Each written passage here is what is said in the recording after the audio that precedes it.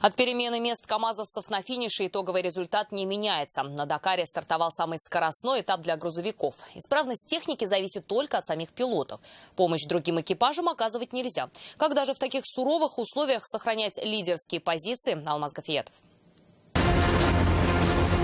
Условия становятся все суровее. На марафонских этапах получить повреждения проще простого. Автомобили едут на больших скоростях.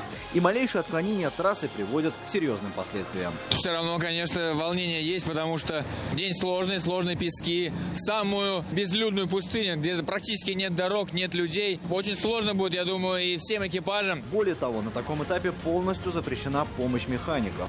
Пилоты и штурманы берут путь самый необходимый для ремонта. Но чем больше запчастей, тем тяжелее машина. Какие-то минимальные остановки, все-таки дюны могут это сделать, как с нами, так и с ними. Поэтому сегодня интересный день в плане даже то, что мы все стартуем практически вместе и будем в видимости друг друга. И я думаю, что решение будем предпринимать по ходу этапа. На 10-м этапе первым на финиш приехал экипаж Антона Шибалова, Дмитрий Сотников второй. Но в итоговом зачете все осталось без изменений. Каргинов пока лидер Дакара. Да, все хорошо. Позавчера мы имели проблемы в дюнах.